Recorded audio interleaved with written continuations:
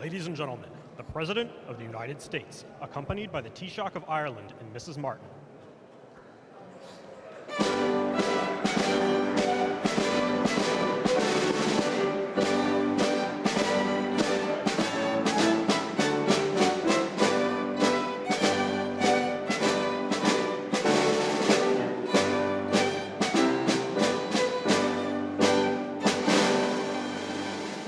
Thank you very much, everybody. It's an honor to have you. And we witnessed, I think you witnessed too, the Gardner brothers. Where the hell are they? They could dance. They moved those legs. I never saw anything like it. But they were terrific today at the Capitol, and I know you just got to witness them. But it's really wonderful being with you. We have a lot of things happening. I spent my whole day with the Irish.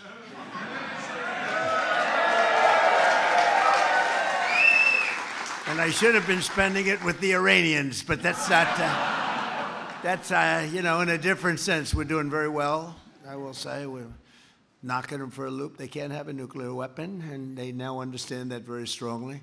But we have a great country, and we have an unbelievable military. We have the most powerful military in the world, and people see that.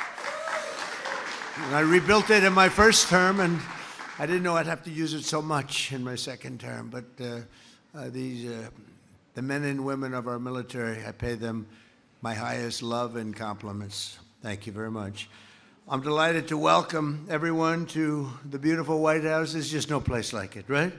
No place like it. And we have a beautiful addition that's going to be added on very soon. You probably hear about. In fact, see that beautiful curtain right there, that gold curtain? That's going to be, it's like a knockout paddle behind that curtain. And you'd be looking into a deep foundation, very, very deep into the ground right there. And then next time you come back, maybe the next 2 times, okay? Maybe not 4 next time, but by the second time, you're going to see one of the most beautiful ballrooms anywhere in the world. You know, they've always wanted a ballroom at the White House, all the presidents, for 150 years, they say, or more, and they never had. This is a beautiful room, but this is very small for, when you think about state dinners and the things that we do. So they put out a tent on the lawn, and if it rained, it was a problem. It was a nasty problem. But it's a lot of work going on. I hear the pile drivers going, and to me, I love the sound of those pile drivers. My wife doesn't love it too much in the morning. She said, will they ever stop? I said, yeah, another few months. But it's really something that's going on right over there. It's going to be a beautiful addition to the White House after 150 years. But on this special day, we gather here to celebrate an incredible feat of friendship between Ireland and the wonderful place that we call the United States. We call it America. A lot of good names, but it's a great place, and it's doing really well. We've never done better. We took a little bit of a journey, a little bit of an excursion over the last 2 weeks because we thought we had to do something about very bad people that want to have nuclear weapons. We can't allow that. They would have had it. If we didn't send the B-2 bombers in, they would have had it 7 months ago, a couple of weeks after that, and we can't let that happen. So we did a little excursion, and we're way ahead of schedule, as you probably noticed. And we've had, we knocked out their Navy, their Air Force, their anti-aircraft equipment, their radar, and their leaders. It's been amazing militarily, but it's something that had to be done. Unfortunately, I say, we don't do it with glee. But we've had a great country that's 250. We're celebrating our 250th year and continuing the custom that began with President Truman. We're delighted to host the Taoiseach, who is a great gentleman of Ireland.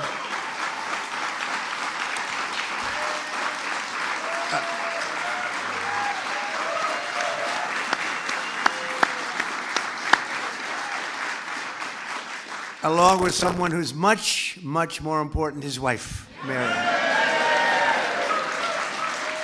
She's just a lovely woman. So thank you very much. Thank you for being here. It's an honor. Well, the Taoiseach is far from Emerald Isle. He should feel very much at home here in America because so many things have happened that are Irish. But it's often said that we have 5 times as many Irish in our beautiful country than you have on your wonderful island. I mean, that's a pretty big statement. But they love you, and I think I won't say their first love. Hopefully, it's a close second.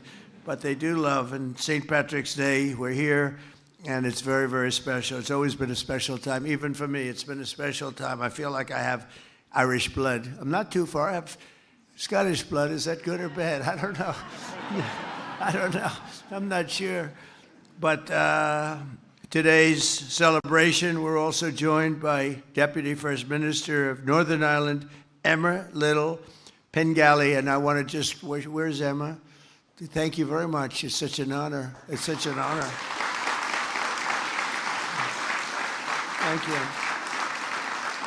We met at the Capitol, and I said, the relationship is very good. That's good. Much better that way, right? Than the old days, But it was really an honor to meet with you. Thank you very much. And thanks as well to members of my cabinet, including 2 Irish-American secretaries, Sean Duffy and Linda McMahon. Where are they? Hi, Sean. Where's Linda? Well, hi, Linda. They've done an incredible job. Transportation and education. And it's sort of, they merged because Linda's moving everybody back to the States. So you have to use, we're moving our education back to the States where they belong. And you have been unbelievable, both of you. Thank you very well. And another unbelievable person is Attorney General Pam Bondi, my friend. Where are you, Pam? Where are you? Thank you. Thank you, Pam. Secretary of Energy. That's a big one nowadays. Chris Wright. Chris, thank you. Thank you, Chris. Thank you. And Secretary of Labor, Laurie Chavez de Riemer. Thank you, Laurie. Thank you, Laurie. U.S. Trade Representative Jameson Greer. Jameson, we have a $40 billion deficit with Ireland. $40 billion. We got to do something about. Where's Jameson? Okay, please. I'm looking at the little notes, and I'm looking, Bob. I'm hearing all of the accomplishments of your great leader, but then I saw the deficit. It's $42 billion. So they're going to have to buy a lot of our energy, I think, okay, to make up with that. And Administrator Kelly Loeffler, who is great, small business, but small business is big business, I'll tell you, when you add it all up. We're also joined with some incredible friends of mine and very, very powerful but very great people. Speaker Mike Johnson, wherever you may be, Mike. And Senator Mark Wayne Mullen, who maybe is going to be moving over to a little bit of a different position soon. Mark Wayne, where are you? Nobody wants to fight. He's a tough cookie, Mark Wayne. He was a professional fighter. He's a brutal human being, but he's great. Now everyone loves him and we respect him. Also, Representatives Steve Scalise, Brian Stile, Andy Biggs, Pat Fallon, Riley Moore, Ronnie Jackson, White House doctor, former White House doctor. I'll never forget, they said, who's the healthiest president? Because he covered Obama, he covered some others. I don't want to say who. And Trump.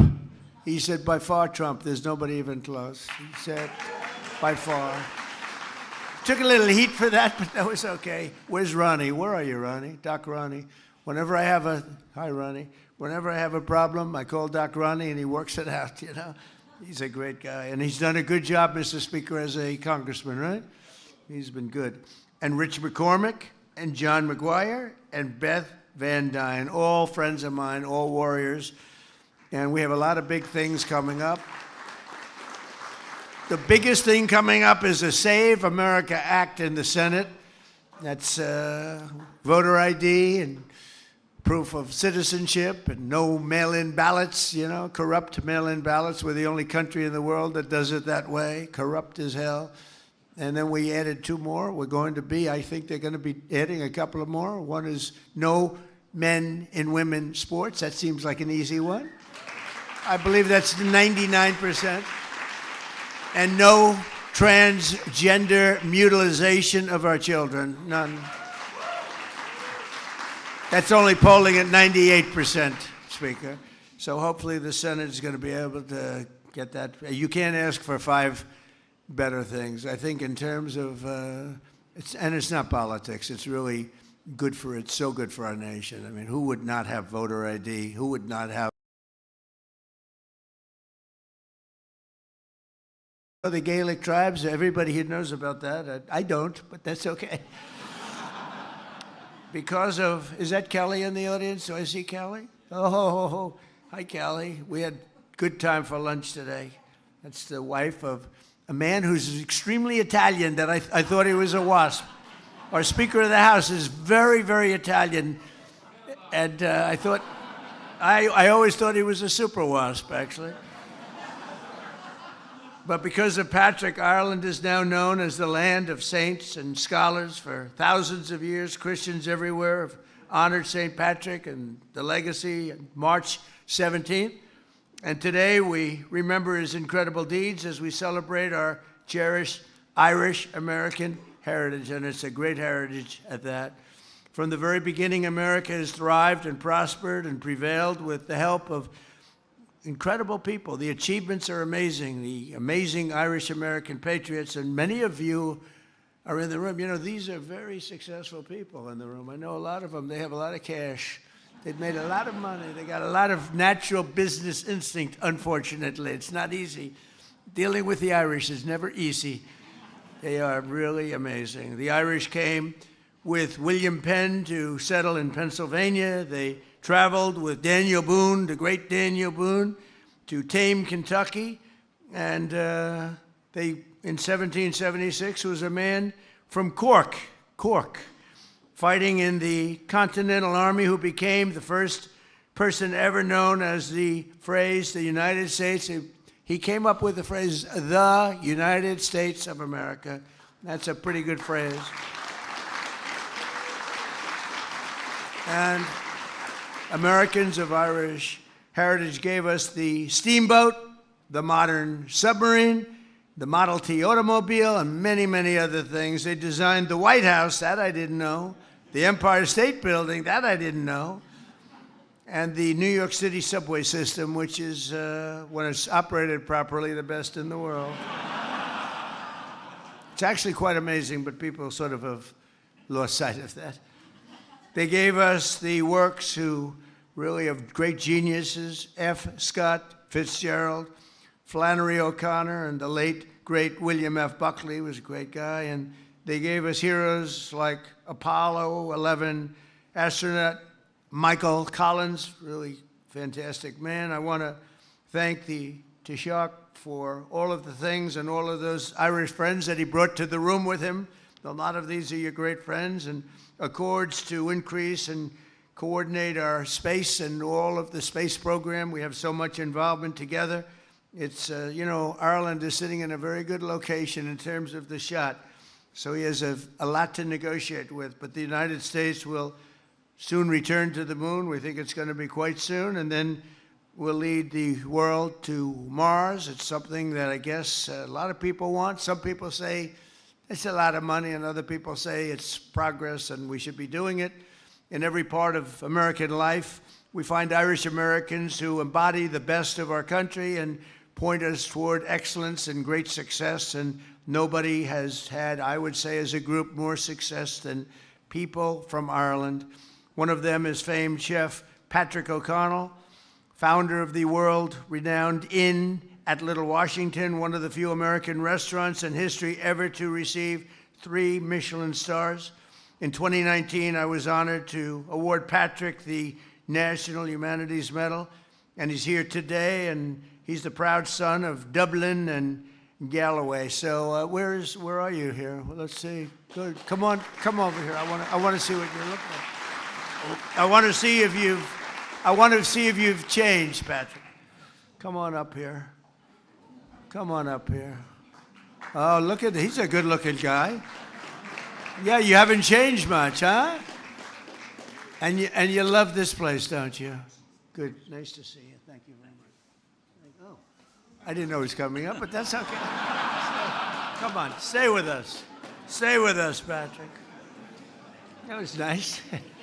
That's usually a politician does that, you know?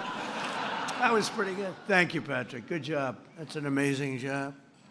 Also with us is a great Irish-born scholar of American history, Dr. Os Guinness, who's written more than a dozen books on the American founding, God's blessing of America, and the needs to save Western civilization. So, Dr. Oz, where are you? Where are you? This is a different Dr. Oz. We have another Dr. Oz that we know very well. Is here someplace? Yes.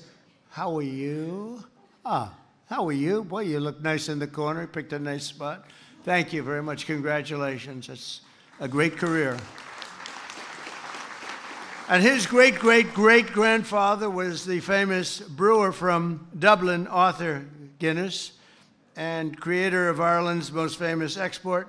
His family helped build Ireland, and now Oz reminds us of the values and principles that built America. So thank you very much. It's a great honor. Nice to see you.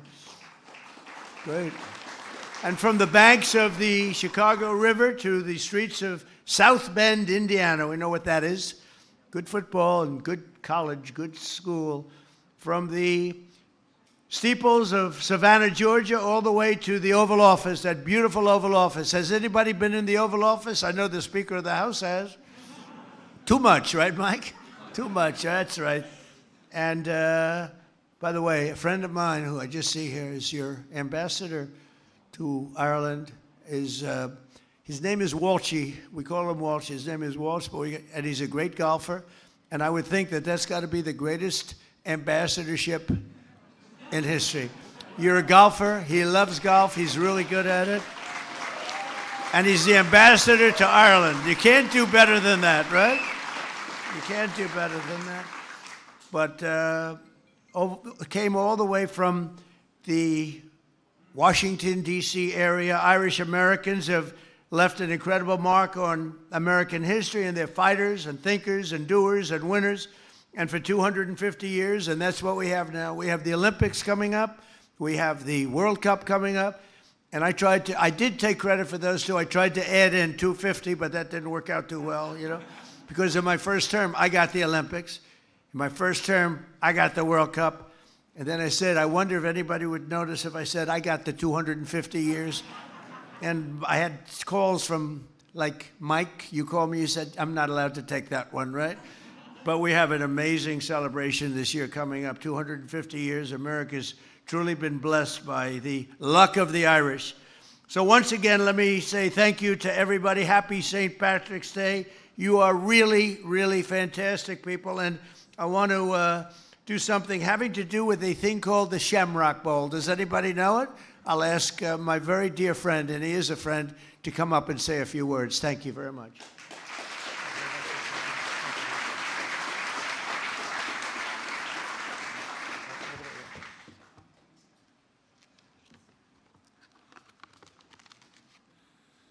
President Trump, distinguished guests, I am profoundly honored to be here celebrating St. Patrick's Day at the White House once again. And I'm delighted that we're joined by our great friend, Ambassador Ed Walsh. He is doing a fantastic job in Ireland for you, Mr. President. Right. Everyone loves him. And we're also joined by our wonderful ambassador to the United States, Geraldine Byrne-Nason. Geraldine, we are very, very proud of you and the work that you're doing. I'm also delighted to be joined by so many cabinet members. And if I may, I wish to pay particular tribute to Transport Secretary Sean Duffy, who was honoured last night at the Ireland Funds Gala. Distinguished guests, the Shamrock ceremony is always a uniquely special moment. It is a symbol of friendship, a friendship between our peoples, which is older than our republics. But this year, it is a special one. 250 years ago, the people of the United States inspired the world with their determination to build a nation on the timeless ideals of liberty, democracy, and equality. For Irish people, both here and back home, these were noble ideals to which they rallied to in incredible numbers. Over a quarter of Washington's Continental Army were Irish. Among the brave and visionary leaders who signed the Declaration of Independence, 3 were born on the island of Ireland, and many others were of Irish descent. When they had finished their historic work on that warm, clear Philadelphia day, the text was rushed into the hands of another Irishman, John Dunlap, who printed the very first copies of the Declaration, which was spread across the world. And in those early years of this new republic, Irish people were active in many more ways. Derryman Charles Thompson designed the Great Seal of the United States, showing the bald eagle with its head turned towards the olive branch of peace. James Hoban, born in County Kilkenny, who designed this beautiful White House. Even the very term, as the President has said, United States of America, was first used in writing by an Irishman, Stephen Moylan, from my own county of Cork. The Corkonians are notorious for their vision, President. He was an aide-de-camp to George Washington and used the phrase in a letter dated the 2nd of January, 1776. Mr. President, the revolution that gave birth to this United States was a flare that lit up the world. It inspired those in Ireland who dreamed of our own republic. It gave strength to all who believed in the self-evident truths of your Declaration of Independence, that all of us, wherever we are in the world, are created equal, with rights to life, liberty, and the pursuit of happiness. That governments are created and draw their powers from the consent of the governed, and that it is our duty as leaders to secure the safety and happiness of the people. That it is the people, those who are governed, who hold the power. Mr. President, I know that you have designated this as a year to celebrate the Declaration of Independence and the foundation of this republic. As we mark 250 years of these remarkable United States of America, let those revolutionary ideals shine as brightly today as they ever did. Irish people were there when they were authored, and they remain a great source of pride and inspiration to the 35 million Americans of Irish descent. Let them continue to inspire and to sustain those who today yearn for peace, justice, and freedom. Let the USA always be that beacon on the hill, holding firm to those founding values, resolute and constant. And let Ireland and the United States continue to work together to defend them and to build a better world, one that is free, secure, and at peace. Mr. President, no fewer than 23 people of Irish descent have become American presidents. Millions more shaped their communities, their cities, and their country, building an endlessly dynamic, innovative, and resilient nation. From the very beginning, what you, Mr. President, have described as the strength, warmth, grit, and grace of the Irish people has strengthened and enriched this union. It is that grit and grace that marks every aspect of our relationship today. It is what characterized the decades-long US investment in peace and reconciliation on the island of Ireland. Some of those who gave their time, resources, political capital, and commitment to help transform our island are in this room today. You have my deepest gratitude. Ireland is now an island at peace, a place where politics, persuasion, and advocacy have taken the place of violence to achieve our aspirations. There is plenty of grit and grace in the economic relationship too. The US has long been Ireland's largest investment partner. In Ireland, American companies thrive, innovate, and gain access to European Union and international markets. But that investment increasingly goes both ways. Ireland is the 5th largest source of foreign direct investment into the US, with investment by Irish companies valued at $390 billion US dollars. Not bad for a country of just 5.5 million people. Irish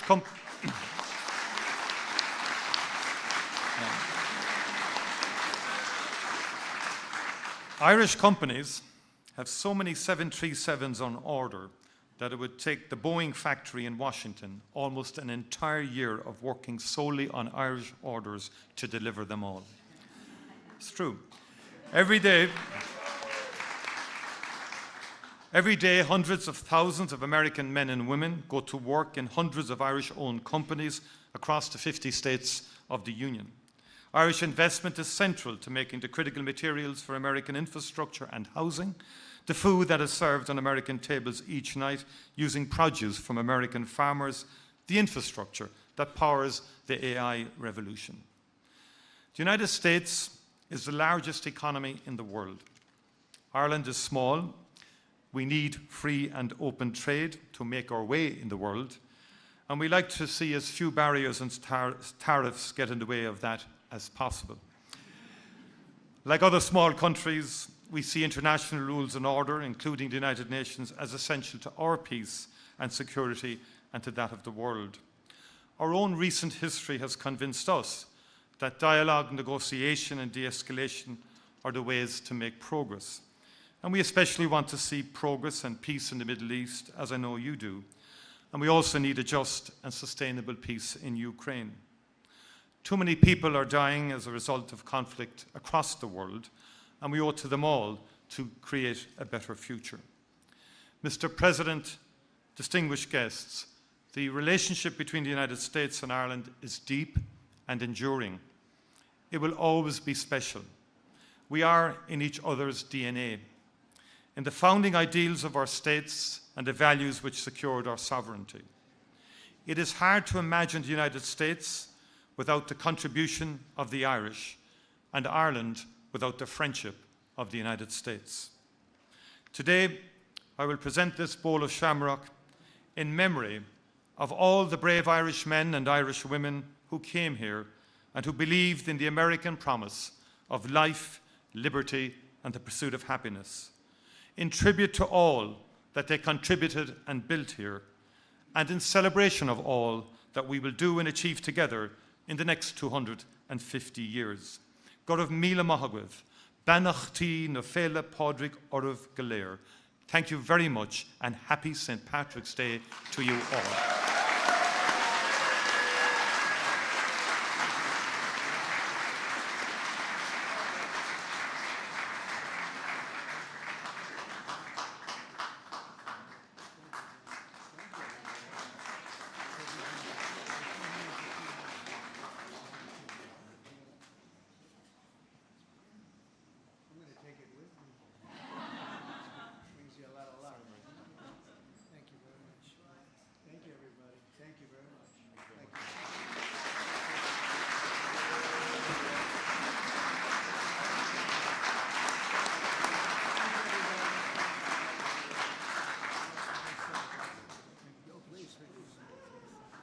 My son and daughter. We come down.